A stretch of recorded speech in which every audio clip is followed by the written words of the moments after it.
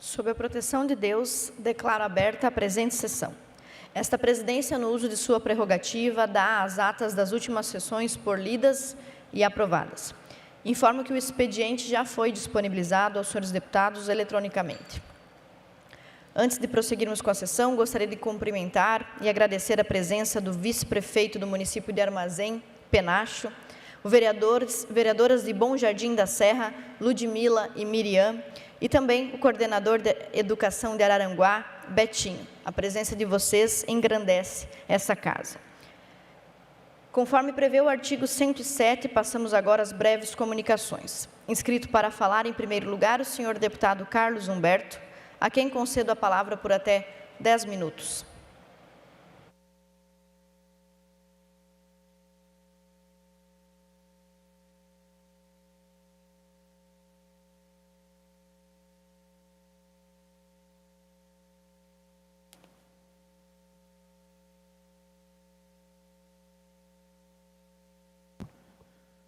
Senhora deputada presidente, deputada Ana Campagnolo, nossa recordista de votos e orgulho aqui da nossa Assembleia Legislativa do Estado de Santa Catarina, minha companheira de representação lá na Foz do Vale do Rio Itajaí.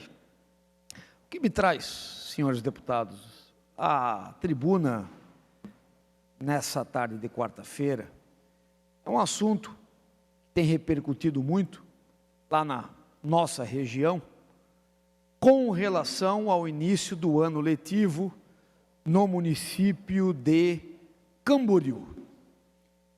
O ano letivo de Camboriú, a exemplo dos outros 294 municípios do estado de Santa Catarina, estava marcado para o dia 9 de fevereiro, início desta semana.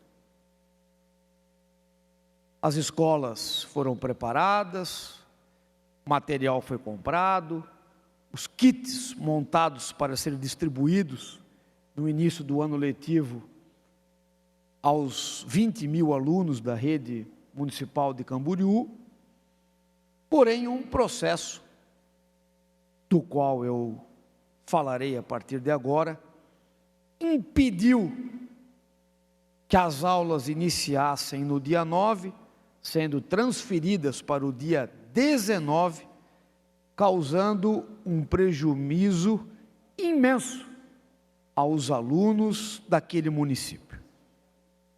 O município de Camboriú, deputado Mário Mota, é o município que mais cresce em população em Santa Catarina. Em 2010, o município de Camboriú tinha 60 mil habitantes. Agora, 15 anos depois, já ultrapassa os 120 mil habitantes. A crescer do jeito que cresce, em poucos anos, ultrapassará a cidade vizinha de Balneário Camboriú, tornando-se a 10ª maior população do estado de Santa Catarina. Perto e fazendo divisa com Camboriú, nós temos o município de Brusque. Tem 140 mil habitantes. Orçamento, em números arredondados, R$1 bilhão. Do outro lado, nós temos o município de Balneário Camboriú, 140 mil habitantes, R$2 bilhões e 400 mil de orçamento. Camboriú, 120 mil habitantes, R$500 milhões de orçamento, ou 5 vezes menos do que a cidade vizinha, que tem praticamente a mesma população. Quando o prefeito e ex-governador e ex-deputado dessa casa, Leonel Pavan, assumiu a prefeitura de Camboriú, ele prorrogou o concurso que estava aberto para a contratação de novos professores. Em 2025, fez novo concurso. Camboriú hoje conta com mais ou menos 680 professores na rede municipal efetivos. Acontece que a prefeitura não conseguiu completar as vagas, mesmo chamando os aprovados. Não é garantia de que a pessoa chamou, que ela passou, que ela vai assumir a vaga no tempo hábil. E se é que vai assumir? A prefeitura teve que contratar 70 ACTs para completar o quadro, para não faltar professor em sala de aula. E mais 600 auxiliares que não são professores, que trabalham na limpeza, que trabalham em tantas outras atividades. Camboriú, desta forma, tem 2.100 profissionais efetivos e mais ou menos 600 ACTs. O Ministério Público, no entendimento do promotor lá do município, ingressou com uma ação impedindo a contratação dos efetivos, dos ACTs, foi dado uma liminar e foi causado o grande prejuízo. Nós sabemos que a atitude do senhor promotor de justiça e do juiz julgador que já reveu a sua decisão é embasada na legislação e é embasado naquilo que concerne a nós termos o quadro formado pelos efetivos. Porém, quem está lá em Camboriú tem que fazer uma análise do que está acontecendo naquela cidade. Mário Mota, em 2024, a cidade tinha 17 mil alunos, saiu da matrícula desse ano com 20 mil. 20 mil, de 17 para 20 mil. Balneário Camboriú, como eu disse, que tem um orçamento 5 vezes maiores, tem 16 mil alunos. Camboriú precisa, e eu trago essa discussão à Assembleia Legislativa, de um entendimento diferenciado, porque a migração que tem ocorrido àquele município é fora da curva de qualquer outra cidade do estado e do país. E o orçamento não faz frente. Se o município for efetivar, no dia de hoje, 700 profissionais de uma vez só, que terão a sua carreira dentro da sua função, quebra o município, não tem como pagar. Tudo aquilo que poderia ser feito para contemplar a lei, foi feito pela administração do prefeito Leonel Pavan. É inegável de que ele tem conhecimento vasto sobre a administração pública. Ocupou todas as funções, excluindo-se a presidência da República.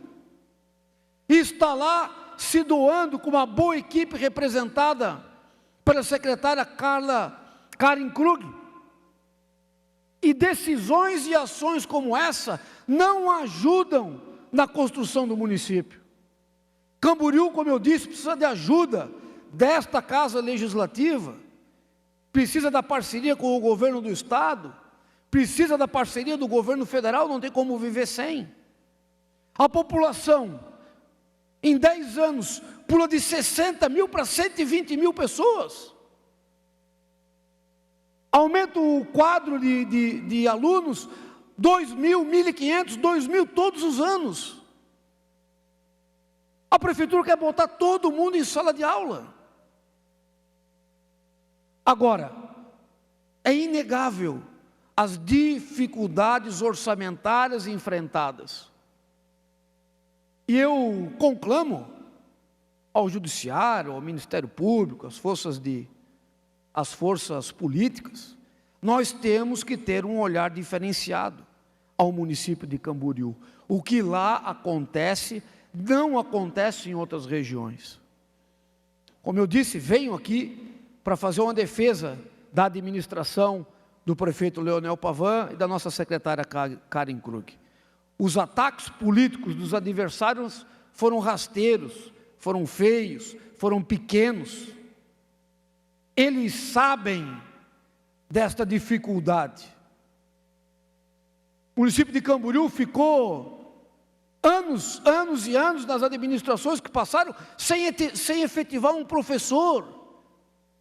Como é que vai se fazer isso tudo num ano? Não dá, por mais que a lei exija, é impossível. Nem que se queira, tem um número de profissionais à disposição. Então, uma transição é necessária. E a gente vem aqui para fazer essa defesa desse município, que é onde mora o meu pai, que é onde é a minha terra, que é onde a gente vive, que tem um grande momento com a administração do nosso atual prefeito, que está fazendo de tudo para elevar Camboriú no mesmo grau das cidades vizinhas. Obrigado, senhora presidente. Obrigada, deputado Carlos Humberto. Ouvimos agora, inscrito para falar em breves comunicações, o deputado Ivan Nats, a quem conceda a palavra por até 10 minutos.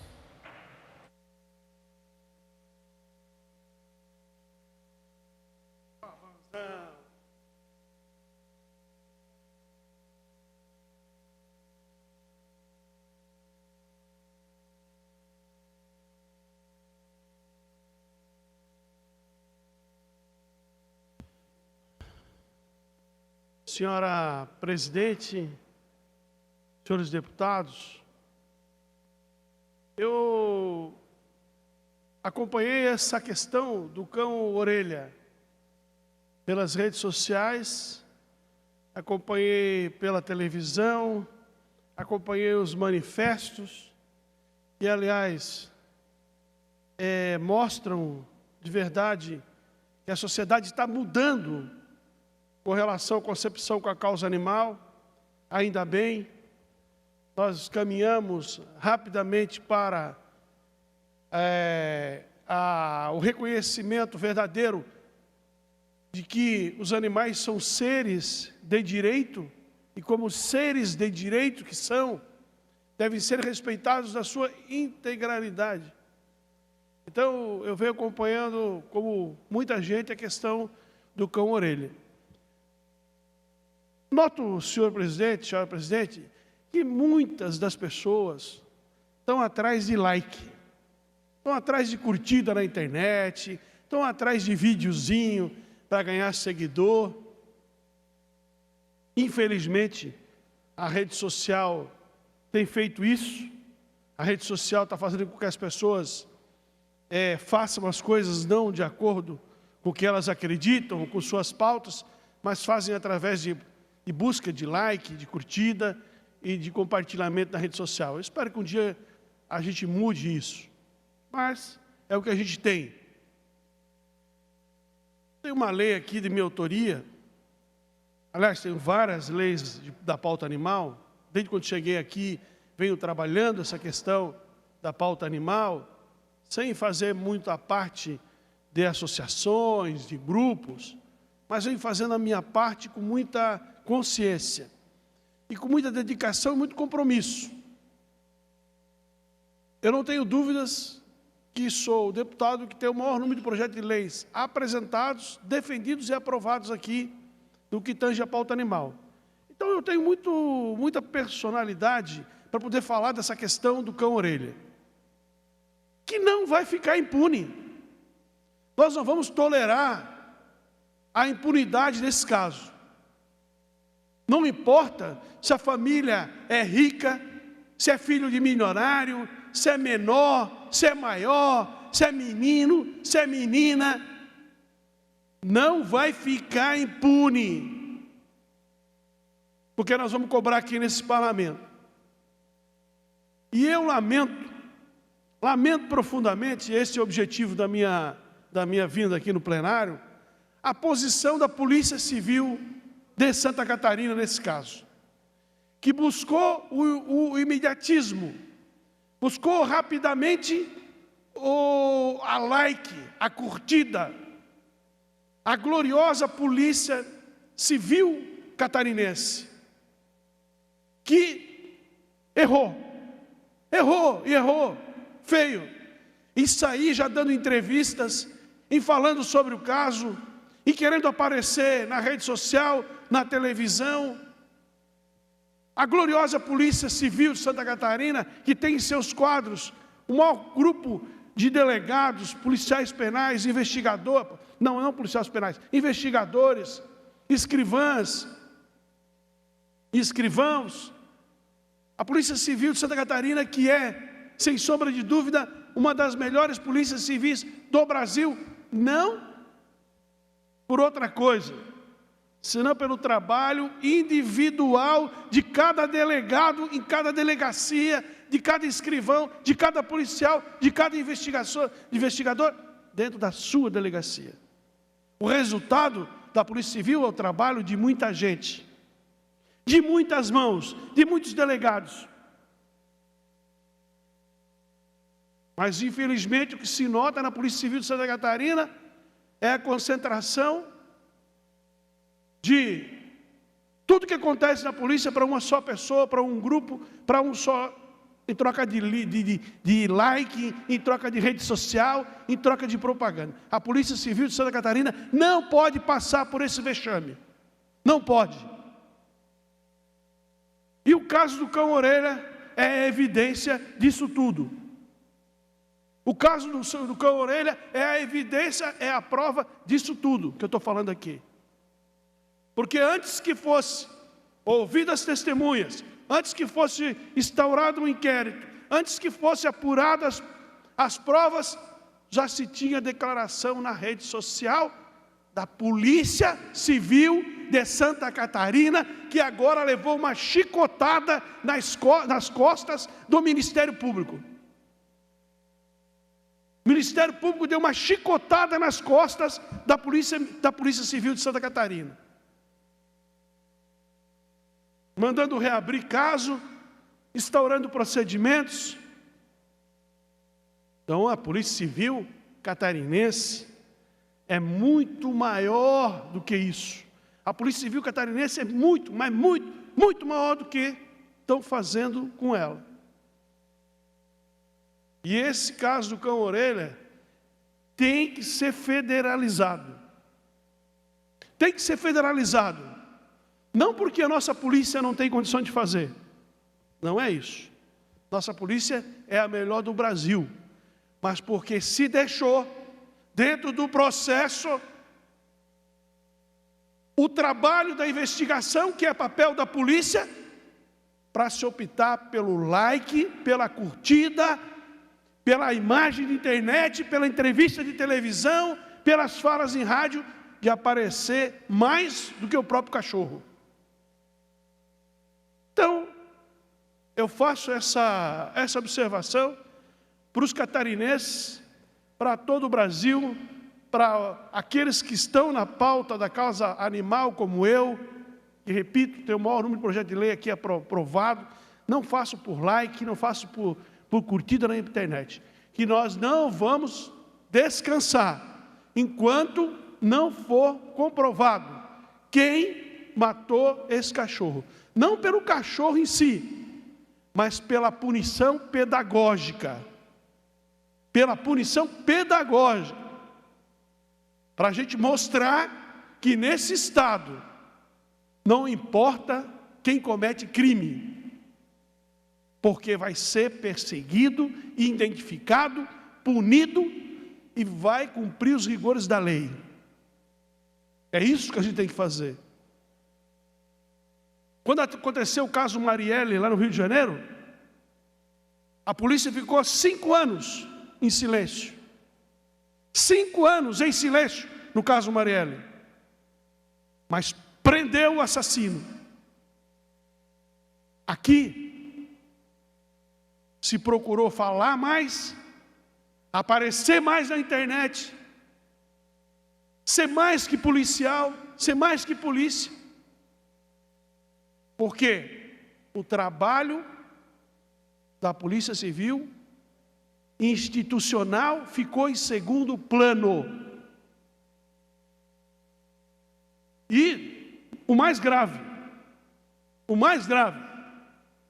até o próprio governador do estado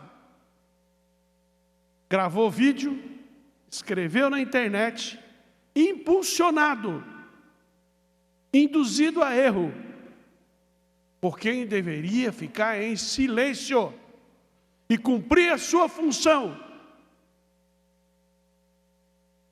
De verdade, não fez.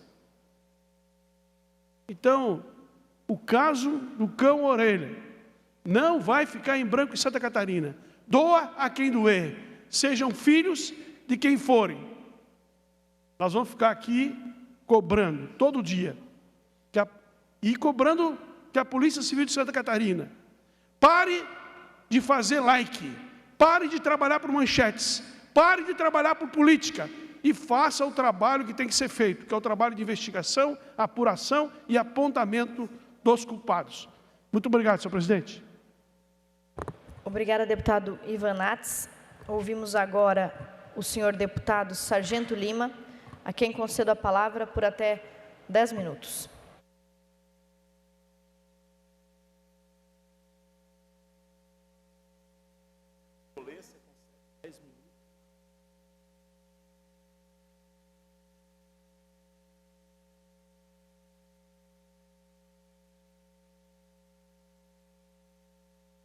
Muito boa tarde, senhora presidente em exercício, deputada Ana Campanholo.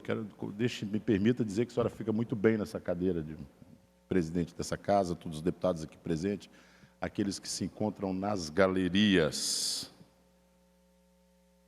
Por muitas vezes, as pessoas entram nas redes sociais de deputados que têm um perfil ideológico e questionam o que a gente faz a mais que isso. O meu falecido pai, deputada Ana, falava que se você quer que alguém faça alguma coisa, dê para alguém que é muito atribuído de outras missões, de quem tem muito o que fazer. Quanto mais ocupada a pessoa, mais tempo ela tem para se organizar, mais ela dá valor ao tempo que ela se organiza para fazer as coisas. Além do lado ideológico, nós trabalhamos e trabalhamos muito. E como é bom trabalhar para Santa Catarina. Nós, no dia 10 de novembro, estivemos em contato, aí vai para São Francisco do Sul, minha amada São Francisco do Sul.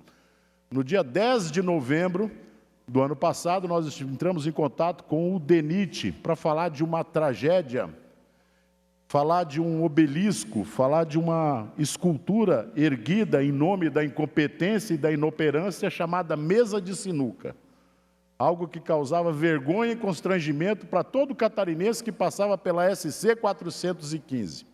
Bom, naquela reunião, a qual eu quero agradecer a nossa secretária Vânia, da Secretaria de Articulação Nacional, que nos propiciou fazer essa agenda, e nós estivemos lá, fizemos uma vasta justificativa, até porque ela estava, essa estrutura chamada mesa de sinuca, para quem não sabe, por favor, coloque a imagem ali, eu não sei o que é aquilo, é um pedaço de um viaduto no meio do nada, que liga o nada ao lugar nenhum, e ele está com a estrutura colapsada, pronto para matar um catarinense passando ali embaixo a qualquer minuto. Tem rachaduras ali que cabe uma mão inteira de um adulto dentro da rachadura.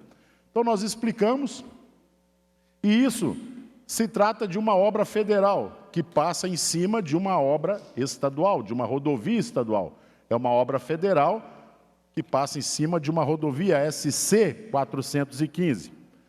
E como ela está com a estrutura colapsada? E foi um acidente que ocorreu na rodovia estadual, uma carreta se chocou contra ela, que causou o dano, fica a cargo do Estado. Então nós tivemos de ir a Brasília, obrigado, e fazer um acordo, um pacto entre o governo estadual e o federal, para que, quando se for fazer uma estrutura novamente ali, fique a cargo de Santa Catarina e a gente possa retirar aquela estrutura colapsada de cima da pista sem botar mais a vida de ninguém em risco. E aquele trecho, ele estava fechado.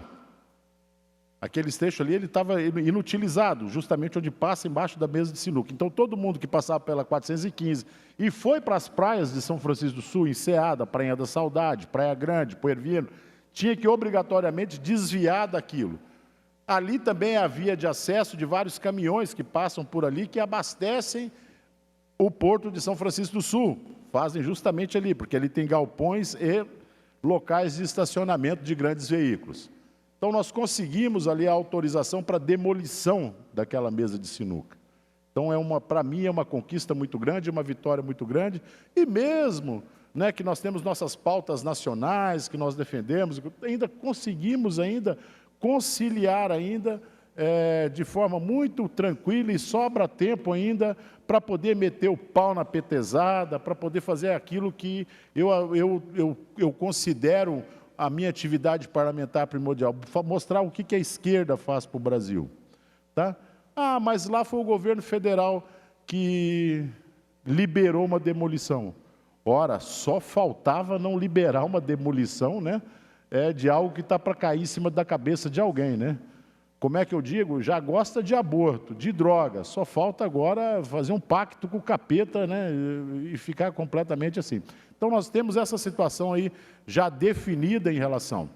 O próprio alargamento, que partiu do nosso gabinete, o pedido do alargamento de acesso da 415 àquela rotatória à direita da loja Van, do velho da Van ali em São Francisco do Sul, também partiu do nosso gabinete. Porque a gente tem que falar o que a gente está fazendo ali em São Francisco do Sul, que tem desocupado, que fica perguntando, o que esse deputado fez? O que esse deputado fez? Eu falei assim, para quem é analfabeto vai ser difícil. Então eu vou passar aqui, aí você pode usar só o áudio, aí vocês já vão entender, tá beleza. Nós vamos retirar a mesa de sinuca dali, já está autorizado. O alargamento de acesso, onde ficava somente uma fila para acessar aquele trevo. Agora nós temos 3 mãos ali. Quem vai pegar a esquerda, mantém-se à esquerda para ir para São Joinville. Quem fica à pista do centro vai direto para São Francisco do Sul. E quem pega para a direita acessa o porto. E agora acabei de conversar com o nosso amigo Cleverson, lá do Porto de São Francisco do Sul. E nós temos uma boa notícia também. Em 30 dias nós apresentaremos o projeto para o alargamento do quilômetro 0 chegando no Porto de São Francisco do Sul. Isso é uma obra que vai nos ajudar bastante de retirar aquele trânsito das carretas dali. Quando se fala disso, aí o resto do Estado pensa, será que eles estão pensando só no umbigo deles ali? Negativo, meu parceiro. Você que é ali do Planalto Norte, do Planalto Serrano, que planta soja, é por ali que a soja que você planta, ela sai do país e é exportada. Porque grande parte da nossa soja aqui é para exportação aqui em Santa Catarina. A gente faz parte de um ecossistema econômico, né? Então nós precisamos ter quem plante, quem produza, né? Quem carregue, quem exporte. Porque se não tiver lá o final da linha, não adianta nada plantar aqui na tua terra que você não vai ter para quem vender ou quem transportar ele. E ela se tornaria muito cara se ela fosse por outro porto mais distante, um porto em São Paulo ou no Paraná, por exemplo. Então fica mais barato exportar de São Francisco do Sul, de dentro do nosso próprio estado. Não só pela relação da distância, mas também pela relação dos tributos, enfim, que você teria que pagar para outro estado. Então, nós estamos ali trabalhando para quadruplicar o quilômetro 0, próximo do porto. São pouquíssimos, acredito que em 30 dias o projeto esteja pronto. Lógico que nós vamos comemorar muito isso, né? Então, e meus parabéns. E para quem não sabe, isso não está sendo tirando dinheiro do contribuinte. Ali, para quem não sabe, vai ser usado dinheiro do porto, Ana. Tá? Dinheiro do porto. Porto público que dá lucro. O porto de Santa Catarina tem um porto público que dá lucro, que é o Porto de São Francisco do Sul, e vai estar pagando aquele quilômetro 0. Evitar acidente, aglomero de carretas ali na frente. Então, nós estamos devagarinho ajeitando aquela situação para poder chegar no ponto de nós podermos realmente falar assim, olha, um dia vamos pensar numa municipalização ou numa estadualização daquele trecho ali, para que a gente possa, depois de 500 anos, que São Francisco do Sul é uma das cidades mais antigas do Brasil, a gente parar de passar vergonha e falar que em 500 anos a gente não... Nossas 4, 5 gerações anteriores não conseguiram resolver um problema. Quantas gerações de políticos passaram pelo Estado ali e não resolveram aquele problema de forma bem específica, que é a duplicação do trecho 1 da 280. Então, nós estamos ajeitando aquilo que está dentro da possibilidade da nossa competência dentro do Estado de Santa Catarina, estamos fazendo. essa quadruplicação da via do quilômetro zero. Inclusive, para quem conhece São Francisco do Sul, onde passa ali o trilho de trem, ali vai ser uma pavimentação feita de concreto, tá? Devido ao peso dos caminhões, a passagem do trem, né? Para que a gente não precise estar refazendo aquilo ali a cada 3, 4 anos, como sempre foi feito. Eu conheço aquela área ali há 30 anos, eu frequento aquele balneário, frequento a cidade, o Centro Histórico de São Francisco do Sul.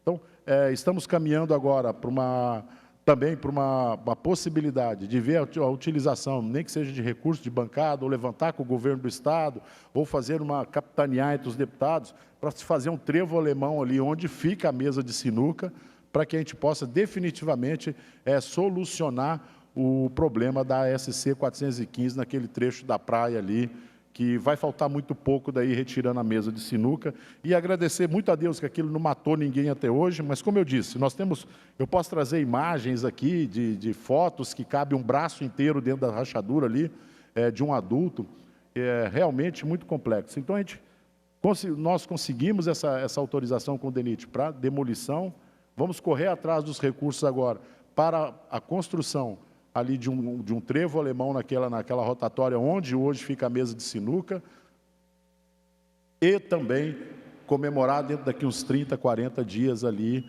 o licenciamento aprovado ali para a reforma do quilômetro zero da 280. Então, povo de São Francisco, muito obrigado pelo carinho que sempre me dispensaram.